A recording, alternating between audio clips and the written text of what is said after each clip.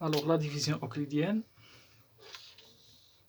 dans N, on commence par un exemple, soit donc les deux nombres 7 et 3. On a 7 divisé par 3, c'est 2. 2 fois 3, 6. 7 moins 6, c'est 1. Donc on ne continue pas. On arrête parce que le reste est plus petit que le nombre, le diviseur, donc qui est 3. Alors on écrit le résultat de cette division. On a alors 7 est égal à 3 fois 2 plus 1. Alors la définition maintenant.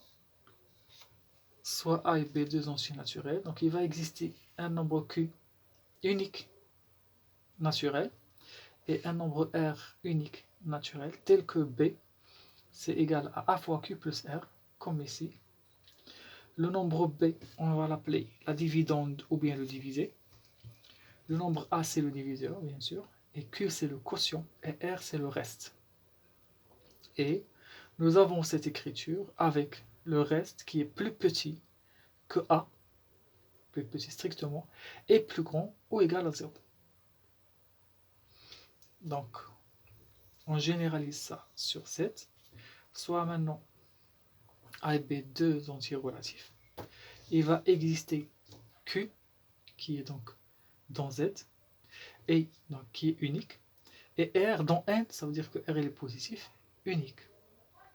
Alors B est égal à A fois Q plus R. Il va exister Q et R, donc le couple Q et R, tel que le nombre B, c'est A fois Q plus R, avec la condition que R, qui est le reste, est compris entre 0 et strictement inférieur à la valeur absolue de A. Pourquoi? Parce que A il peut être négatif ou positif, A il est dans Z. Donc le R il est plus petit strictement que la valeur absolue de A. Des exemples. 13 par 2, donc 13 c'est 2 fois 6 plus 1. Donc 1 c'est le reste. Et 6 c'est le quotient. Moins 21 par 6. Moins 21 c'est 6 fois moins 4, plus le reste qui est 3. 19 par moins 5.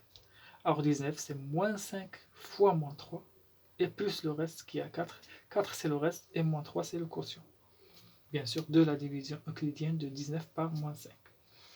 Et finalement, moins 33 par moins 10.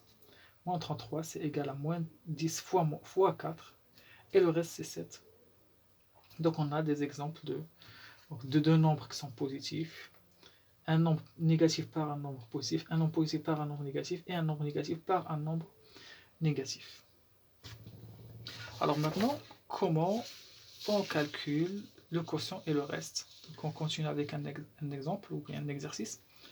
Il faut donner le quotient Q et le reste R de la division euclidienne de moins 345 par 7.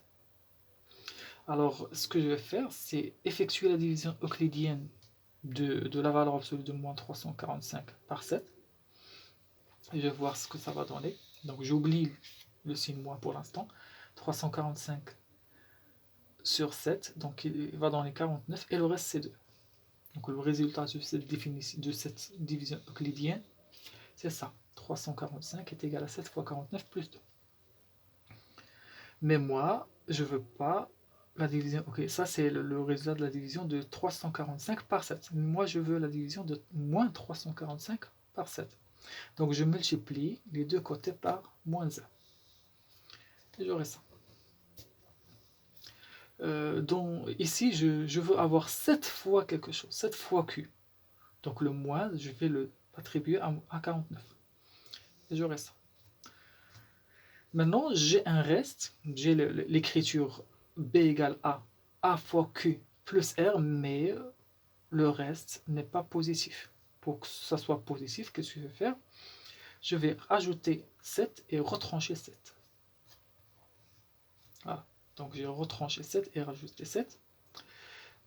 Donc ici, je vais factoriser par 7. Et ici, je vais additionner 7 et moins 2. Et ça va me donner 7 fois moins 49 moins 1. Et 7 plus moins 2, c'est 5. Et ainsi, j'ai ma division euclidienne, ou bien le résultat de la division euclidienne de moins 345 par 7. Moins 50, c'est Q, et 5, c'est le reste. Bien.